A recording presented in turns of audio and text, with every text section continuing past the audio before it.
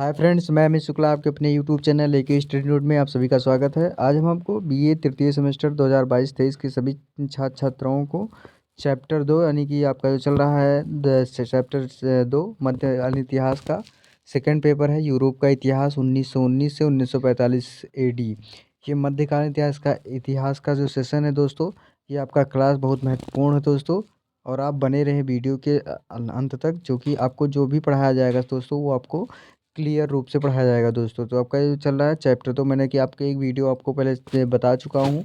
अब मैं आपको दूसरा वीडियो आपके बीच में एक नए पॉइंट के साथ लेके आया हूँ, जो आपके पेपर तो आने वाला है, यानी कि नेक्स्ट मंथ में आपके पेपर होने वाले हैं। तो इसको आप लोग ज़रूर पढ़ते रहिए, क्योंकि पेपर के अकॉर्डिंग ही आपके जो चैप्टर चल रहा है, इसी के अनुसार आपको सारी चीज़ बताया जाएगा दोस्तों। तो चलते हैं आपके जो महत्वपूर्ण क्वेश्चन है उसकी तरफ। क्वेश्चन आपका है दोस्तों, राष्ट्र संघ की स्थापना का उद्देश्य क्या था? इसके प्रमुख अंग कौन कौन थे? इम्पोर्टेंट क्वेश्चन इस तरीके से आपका है। ये आपका चैप्टर है दोस्तों, राष्ट्र संघ की स्थापना का उद्देश्य क्या था? इसके प्रमुख अंग कौन कौन थे? उत्तर, प्रथम महायुद्ध 1914-18 ईस्वी की व्यापकता, इससे हुई विशाल जनधन की हानि, मानवता को इससे प्राप्त यातनाएं तथा इसके भीषण आर्थिक भार ने यह स्पष्ट कर दिया कि राष्ट्रीय विवादों का समाधान करने के लिए युद्ध एक व्यर्थ साधन था। इस युद्ध से सभी देशों में युद्ध के प्रति घृणा की भावना उत्पन्न हो गई थी। सभी देशों में परस्पर संबंध स्थापित करने की भावना का उदय हो चला था। अमेरिका के राष्ट्रपति विल्सन ने विश्व के सभी राष्ट्रों को आश्वासन दिया था कि युद्ध के समाप्त होने पर विश्व शांति की स्थापना के लिए एक योजना बनाई जाएगी। तो इस तरीके से ये आपका प्रथम महायुद्ध जो स्टार्ट हुआ था राष्ट्रसंघ की स्थापना के समय, तो ये आपको यहाँ पे बताई जा रही है।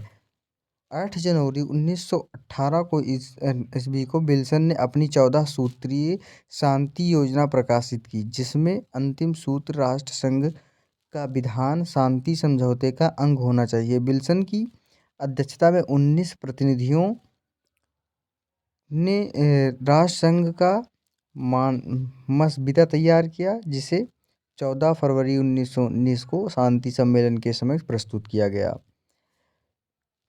अब है 18 जनवरी 1919 को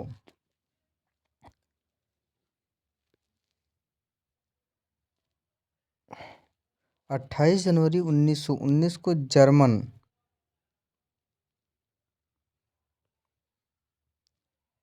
जर्मन प्रतिनिधियों ने इस पर हस्ताक्षर किए। 10 फरवरी 1920 ईस्वी से लागू माना गया। अब राष्ट्रसंघ की सदस्यता कैसे दोस्तों? राष्ट्रसंघ के सदस्यों को दो भागों में विभाजित किया गया था। दो वर्गों में कौन कौन से विभाजित किए गए हैं दोस्तों? एक है मौलिक और दूसरा प्रविष्ट। मौलिक सदस्य वे सभी राष्ट्र थे जिन्होंने प्रथम विश्व युद्ध में भाग लिया था तथा पेरिस शांति सम्मेलन में उपस्थित थे या हस्ताक्षर किए थे। इस प्रकार से 32 सदस्य थे, किंतु इस विषय पर आंतरिक विरोध के कारण अमेरिका इसका सदस्य ना बन सका। इस प्रकार कुल 31 राष्ट्रों ने राष्ट्र संघ की सदस्यता ग्रहण की। इसके साथ ही 13 अन्य राष्ट्र भी सम्मिलित हुए जो युद्ध के समय तटस्थ रहे थे। 1934 में इक्वाडोर द्वारा सदस्यता ग्रहण करने पर राष्ट्रसंघ की सदस्यता 60 तक पहुंच गई। द्वितीय विश्व युद्ध के पश्चात अप्रैल 1946 ईस्वी में राष्ट्रसंघ की अंतिम बैठक हुई, जिसमें उपराष्ट्र सम्मिलित हुए। अब इसमें आपको मैं राष्ट्रसंघ का अंतिम बैठक हुई जिसमें उपराष्ट्र सम्मिलित हुए। अब राष्ट्रसंघ का उद्देश्य क्या था? राष्ट्रसंघ का उद्देश्य बहुत ही महत्वपूर्ण क्वेश्चन है दोस्तों। ये आपके जो चैप्टर है, सेकंड चैप्टर जो आपको पढ़ाया जा रहा है दोस्तों, इसमें आपको बहुत ही महत्वपूर्ण चैप्टर है। इसमें आपको सारी चीज़ें बताई गई राष्ट्रसंघ के बारे में। अब राष्ट्रसंघ की स्थापना का मूल उद्देश्य निम्नलिखित है। कौन कौन से उद्देश्य? नंबर 1, शांति संधियों के नियमों तथा व्यवस्थाओं को लागू करना। राष्ट्र संघ का प्रमुख कार्य पेरिस के शांति सम्मेलन द्वारा स्थापित व्यवस्था को सुरक्षित रखना था। प्रशासन के हेतुसार तथा डैनजिंग के प्रदेश इसे सौंपे गए थे। अल्पसंख्यकों को सुरक्षा तथा संरक्षण पद्धति का संचालन भी इसी कार्य था। तो ये थी राष्ट्रसंघ के उद्देश्य। पहला उद्देश्य था शांति संधियों के नियम तथा व्यवस्थाओं को लागू करना। तो ये आपका था तीसरा। अब बात करते हैं दूसरे का। दूसरे में कौन सा है आपका? सार्वजनिक हित के कार्य। राष्ट्र संघ को सार्वजनिक हित के कार्य भी सौंपे गए। स्त्रियों के क्रय विक्रय का रोकने, दान प्रथा का अंत, बीमारियों को दूर करके लोगों को आरोग्यता को प्राप्त करना, आर्थिक साहित्यिक सहयोगी को स्थापना करना इत्यादि इसके कार्य इसी श्रेणी में आते थे। अब तीसरा आपका है दोस्तों कौन सा हेडिंग? विश्व में शांति तथा सुरक्षा की स्थापना। उद्देश्य में आपका तीसरा आया विश्व में शांति तथा सुरक्षा की स्थापना। युद्ध को समाप्त करके शांति की स्थापना करना इसका अंतिम तथा महत्वपूर्ण उद्देश्य था। युद्धों को बंद करके तथा शांति स्थापना के लिए वह कोई भी कार्य कर सकता था। इस दृष्टि से इसने राष्ट्रों के विवादों को शांतिपूर्ण ढंग से सुलझाने तथा निशस्त्रीकरण की नीति का अनुसरण किया। अब चौथा आपका है अन्य उद्देश्य। जो अन्य उद्देश्य में कौन कौन से थे? राष्ट्र संघ के अन्य उद्देश्य निम्नलिखित हैं। नंबर 1, श्रमिकों की स्थिति सुधारना। नंबर 2, जनसाधारण के स्वास्थ्य का सुधार करना तथा महामारी, संक्रामक रोगों आदि को रोकने का प्रयास करना इसका मूल उद्देश्य था। और तीसरा आपका है दोस्तों स्त्रियों के क्रय विक्रय पर प्रतिबंध। नंबर 4 आपका है सभी राष्ट्रों के मूल निवासियों के प्रति उदार व सहानुभूति व्यवहार रखना। अब राष्ट्र संघ की सदस्यता की प्रक्रिया कैसी थी? अब नेक्स्ट हेडिंग आपकी राष्ट्र संघ की सदस्यता की प्रक्रिया। राष्ट्र संघ का सदस्य बनने के लिए किसी भी देश या उपनिवेश के लिए उसकी 1/3 प्रजा को राष्ट्र संघ की सदस्यता के लिए प्रकट करना आवश्यक था। राष्ट्र संघ के विधान की प्रथम धारा के अनुसार कोई भी राष्ट्र 2 वर्ष पूर्व सूचना देकर इसकी सदस्यता से मुक्ति पा सकता था। सन 1932 ईस्वी में ब्राजील तथा कोस्टारिका ने इसकी सदस्यता का परित्याग कर दिया। राष्ट्र संघ के संविधान में किए गए संशोधन को न मानने वाले राज्य भी इसकी सदस्यता से वंचित किए जा सकते थे।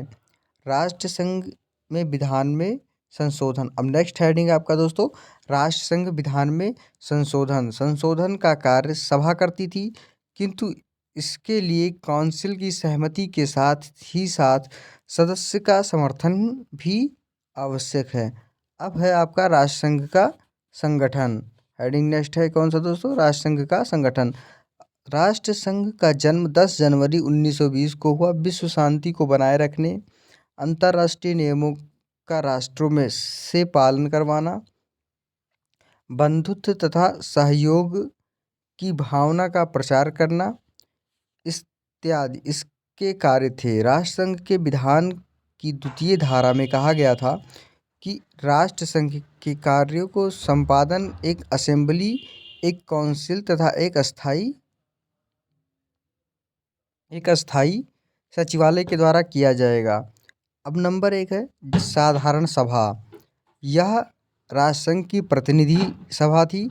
इसमें समस्त सदस्य राष्ट्रों के प्रतिनिधि थे। प्रत्येक सदस्य राष्ट्र कोई भी 3 प्रतिनिधि भेज सकता था, परंतु तीनों प्रतिनिधियों को एक मत देने का अधिकार था। सभा का अधिवेशन प्रतिवर्ष जेनेवा में होता था। इसका सर्वप्रथम अधिवेशन 15 नवंबर 1920 को हुआ था। अब है आपका नेक्स्ट हेडिंग सभा का कार्य। कौन सा है? सभा का कार्य। राष्ट्र सभा के समझौते का तीसरा धारा में कहा गया था कि इस सभा के कार्य क्षेत्र के अंतर्गत किसी भी विषय तथा विश्व शांति की समस्या से संबद्ध किसी भी विषय को अपने अधिवेशन में विचार विनिमय करके तय करना है। अब है आपका दोस्तों सभा के कार्य 3 प्रकार थे। कौन कौन से? नंबर 1 निर्वाचन संबंधी। नंबर 1 निर्वाचन संबंधी। निर्वाचन संबंधी में कौन सा है? राष्ट्रों को सदस्यता प्रदान करने का कार्य यही सभा करती थी। मतलब राष्ट्रों को सदस्यता प्रदान करने के लिए सभा कार्य करती थी। और आपका है अंतर्राष्ट्रीय न्यायालयों के 15 न्यायाधीशों का निर्वाचन भी सभा करती थी। इम्पोर्टेंट है दोस्तों आपका। तो दोस्तों वीडियो अच्छी लग रही हो तो लाइक और सब्सक्राइब भी करते रहिए साथ साथ। और जो भी आपको दिक्कत आ रही हो हमारे कमेंट बॉक्स में आप लोग कमेंट करके बता सकते हैं। आपको जो भी क्वेश्चन फंस रहा है या आपको जो भी कोई दिक्कत आ रही है तो कमेंट बॉक्स में आप लोग कमेंट कर सकते हैं हमारे। अब आपका नेक्स्ट है संशोधन संबंधी और दूसरा आपका है विचार विमर्शीय। अब है पहला आपको संशोधन संबंधी में क्या है दोस्तों? यह बहुमत से संशोधन के प्रस्तावों को पारित करती है। मतलब कोई भी बहुमत से ही संशोधन को प्रस्तावों को पारित करती थी। अब है दूसरा आपका विचार विमर्शीय। यह विश्व हित से संबंधित राजनीतिक आर्थिक तथा तकनीकी विषयों पर विचार करती थी। अब है आपका नंबर 2 परिषद, यानी कि इसको कहते हैं इंग्लिश में काउंसिल। परिषद में 2 प्रकार के सदस्य होते थे। कौन कौन से? एक अस्थाई सदस्य और एक अस्थाई सदस्य। अब एक बात हम पूछते हैं दोस्तों, अगर पूछ लिया गया कि हमारे देश में हमारे यहाँ अस्थाई सदस्य कौन थे, भारत में अस्थाई सदस्य कौन थे, तो आपको ये आंसर आप लोग को कमेंट बॉक्स में बताना है। अस्थाई सदस्य और अस्थाई सदस्य के एक एक नाम बताइए। तो ये यही आपका आपका आज का प्रश्न होगा दोस्तों। अस्थाई और अस्थाई सदस्य दोनों में से डॉक्टर राजेंद्र प्रसाद कौन से सदस्य थे? और आप ये आपको डॉक्टर भीमराव अम्बेडकर कौन से सदस्यता ग्रहण की थी? तो ये चीज़ें आपको बताई होगी। अस्थाई सदस्य थे और कि अस्थाई सदस्य थे, ये चीज़ें आपको बताना होगा। अब आपका इंग्लैंड, जापान, फ्रांस और इटली अस्थाई सदस्य थे। इन राष्ट्रों के एक एक प्रतिनिधि परिषद के सदस्य अवस्थित थे। मतलब यहाँ पे आपको देश के बारे में बताया गया है। यहाँ पे हमने आपको क्वेश्चन दे रखा है जो अस्थाई सदस्य और अस्थाई सदस्य, यानी भारत के जो अस्थाई सदस्यता ग्रहण की थी, तो जिसे अस्थाई सदस्य बनाया गया है और किसे अस्थाई सदस्य बनाया गया है, तो इसको आपको भारत के जो हमारे भारत के कार्यकर्ता थे उनको सदस्यता जिसको मिली उनको आपको ये बताना है। तो आप लोग कमेंट बॉक्स में ज़रूर बताइएगा दोस्तों हमारे। इन राष्ट्रों के एक एक प्रतिनिधि परिषद के सदस्य अवश्य थे। संघ के शेष सदस्य 4 प्रतिनिधियों को चुनते थे। वे अस्थायी सदस्य होते थे। जिन सन 1993 ईस्वी में परिषद के सदस्यों की संख्या बढ़कर 10 हो गई। कुछ समय बाद अस्थायी सदस्यों की संख्या में वृद्धि कर दी गई। तब से परिषद में 5 अस्थायी तथा 10 अस्थायी सदस्य होने लग गए। परिषद कार्यकारिणी का काम करती थी। इसका काम समितियों द्वारा होता था। इसके अधिवेशन वर्ष में कम से कम 4 बार अवश्य होता था। परिषद के सम्मुख अंतर्राष्ट्रीय झगड़े अनेक बार आए और परिषद ने उनका समुचित निराकरण किया। अब आपका तीसरा सचिवालय। सचिवालय क्या है दोस्तों? सचिवालय भी इम्पोर्टेंट है। राष्ट्रसंघ का मुख्य कार्यालय सचिवालय कहलाता है। सचिवालय क्या है? राष्ट्रसंघ का जो मुख्य कार्यालय होता है उसे हम सचिवालय कहते हैं। वह कार्यालय जेनेवा में था। सचिवालय के 12 उपविभाग थे, जिनमें मुख्य आर्थिक, व्यावसायिक, यातायात, राजनीतिक, निशस्त्रीकरण, स्वास्थ्य और अंतर्राष्ट्रीय विभाग थे। सचिवालय के प्रमुख कार्य निम्नलिखित थे। कौन कौन से? नंबर 1 आपका है राष्ट्रसंघ की कार्यवाही को लिखना। नंबर 2 संघ के लिए आवश्यक सूचनाएं एकत्रित करना तथा नंबर 3 आपका है आवश्यक पत्र व्यवहार करना। तो ये आपके 3 इंपॉर्टेंट है दोस्तों, यानी कि कौन से थे? अंतर्राष्ट्रीय झगड़े यानी कि सचिवालय। अब बात करते हैं चौथा क्वेश्चन, अस्थाई राष्ट्र अंतर्राष्ट्रीय न्यायालय। राष्ट्र संघ द्वारा अंतर्राष्ट्रीय समस्याओं का शांतिपूर्वक समाधान करने के लिए 13 दिसंबर 1920 को हेग में स्थित अंतर्राष्ट्रीय न्यायालय में 7 न्यायाधीश तथा 4 सहायक न्यायाधीश नियुक्त किए गए थे, परंतु कार्य की अधिकता के कारण सन 1929 ईस्वी में संख्या बढ़ाकर 15 कर दी गई। इन न्यायाधीशों की कार्यविधि 1 वर्ष थी। अब आपका है न्यायालय के क्षेत्राधिकार। न्यायालय के क्षेत्राधिकार में कौन कौन से आते हैं?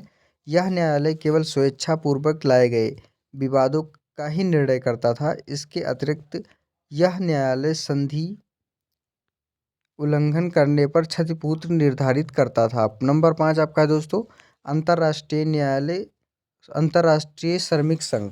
अंतर्राष्ट्रीय श्रमिक संघ की स्थापना वर्साय की संधि के 13वें भाग में श्रमिक के हित में की गई। इसके 3 भाग थे, कौन कौन? सामान्य सम्मेलन, शासन सभा और।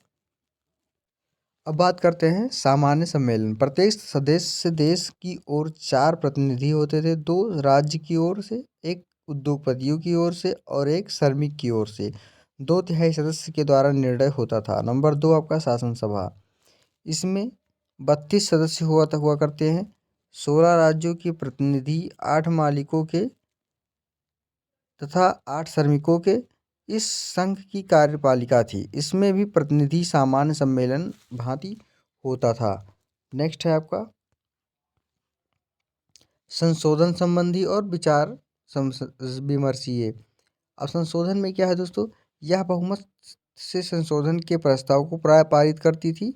और विचार विमर्शीय है, यह विश्व हित से संबंधित राजनीतिक, आर्थिक तथा तकनीकी विषयों पर विचार करती थी। अब बात करते हैं सेकेंडरी काउंसिल की। परिषद में 2 प्रकार के सदस्य होते हैं, कौन कौन से? अस्थाई और अस्थाई। इंग्लैंड, जापान और इटली अस्थाई सदस्य थे। इन राष्ट्रों में एक एक प्रतिनिधि परिषद के सदस्य अवश्य थे। संघ के शेष सदस्य 4 प्रतिनिधियों को चुनते थे, वे अस्थाई सदस्य होते थे। सन 1923 ईस्वी में परिषद के सदस्यों की संख्या बढ़ाकर 10 हो गई। कुछ समय बाद अस्थाई सदस्य की संख्या में वृद्धि कर दी गई। तब से परिषद में 5 अस्थाई तथा 10 अस्थाई सदस्य होने लगे। परिषद कार्यकारिणी का काम करती थी। इसका काम समितियों द्वारा होता था। इनका अधिवेशन वर्ष में कम से कम 4 बार अवश्य होता था। परिषद के सम्मुख अंतर्राष्ट्रीय झगड़े अनेक बार आए और परिषद का उनका समुचित निराकरण किया। अब बात करते हैं तीसरा, सचिवालय। राष्ट्रसंघ के प्रमुख कार्यालय सचिवालय कहलाता था। यह कार्यालय जेनेवा में था। सचिवालय के 12 विभाग थे, जिनमें मुख्य आर्थिक, व्यावसायिक, यातायात, राजनीतिक, निशस्त्रीकरण, स्वास्थ्य और अंतर्राष्ट्रीय विभाग थे। अब आपका पहला है राष्ट्रसंघ की कार्यवाही को लिखना। नंबर 2 आपका है संघ के लिए आवश्यक सूचनाएं एकत्रित करना। नंबर 3 आवश्यक पत्र व्यवहार करना। अब चौथा आपका है अस्थाई अंतर्राष्ट्रीय न्यायालय। राष्ट्रसंघ द्वारा अंतर्राष्ट्रीय समस्याओं का शांतिपूर्वक समाधान करने के लिए 13 दिसंबर 1920 को हेग में स्थित अंतर्राष्ट्रीय न्यायालय में 7 न्यायाधीश तथा 4 सहायक न्यायाधीश नियुक्त किए गए, परंतु कार्य की अधिकता के कारण सन 1929 ईस्वी में संख्या बढ़ाकर 15 कर दी गई। इन न्यायाधीशों के कार्यविधि 1 वर्ष की थी। अब न्यायालय का क्षेत्र। यह न्यायालय केवल स्वेच्छापूर्वक लाए गए विवादों का ही निर्णय करता है। इसके अतिरिक्त यह न्यायालय संधि उल्लंघन करने पर क्षतिपूर्ति निर्धारित करता था। नंबर 5 अंतर्राष्ट्रीय श्रमिक संघ। अंतर्राष्ट्रीय श्रमिक संघ की स्थापना वर्साय की संधि के 13वें भाग में श्रमिक के हित में की गई। इसके 3 भाग थे, सामान्य सम्मेलन, शासन सभा। अब बात करते हैं प्रत्येक सदस्य की देश में 4 प्रतिनिधि थे, 2 राज्यों की ओर से और 1 उद्योगपतियों की ओर से और 1 श्रमिक की ओर से। 2/3 सदस्य के द्वारा निर्णय होता था। नंबर 2 शासन सभा। इसमें 32 सदस्य थे, 16 राज्यों के प्रतिनिधि, 8 मालिक के तथा 8 श्रमिक के। यह संघ की कार्यपालिका थी। इसमें भी प्रतिनिधि सामान्य सम्मेलन की भांति होता था। अब आपका तीसरा है दोस्तों, तीसरा कौन सा है? अंतर्राष्ट्रीय सीमा अंतर्राष्ट्रीय श्रम कार्यालय। यह संघ का सचिवालय था। डायरेक्ट जनरल इसका प्रमुख पदाधिकारी था। यह कार्यालय औद्योगिक तथा श्रमिक से संबंधित विषयों पर सूचनाएं प्राप्त करता था तथा उन्हें प्रकाशित करता था। यह कहाँ स्थित है? जेनेवा में। अंतर्राष्ट्रीय श्रम कार्यालय कहाँ स्थित है दोस्तों? जेनेवा में स्थित है। तो इस तरीके से ये आपका चैप्टर आज खत्म हुआ दोस्तों। अब नेक्स्ट चैप्टर के साथ ज़रूर आऊँगा दोस्तों। अगर जो व्यक्ति हमारे चैनल को सब्सक्राइब अभी नहीं किया है, जो छात्र छात्राएं हमारे चैनल को सब्सक्राइब नहीं किया है, तो वो हमारे चैनल को सब्सक्राइब कर लें और लाइक करना ना भूलें, शेयर करना ना भूलें और सब्सक्राइब करवाना भी ना भूलें। तो जिससे दोस्तों आने वाले हमारे जो भी वीडियो है आप लोग को बराबर मिलती रहेगी और अपना अच्छे से अपना जो ये आपका पेपर है वो तैयार करते रहे दोस्तों। तो बने रहे वीडियो के अंत तक। धन्यवाद दोस्तों। जय हिंद दोस्तों। अगले वीडियो के साथ मैं एक बार फिर से आऊँगा दोस्तों।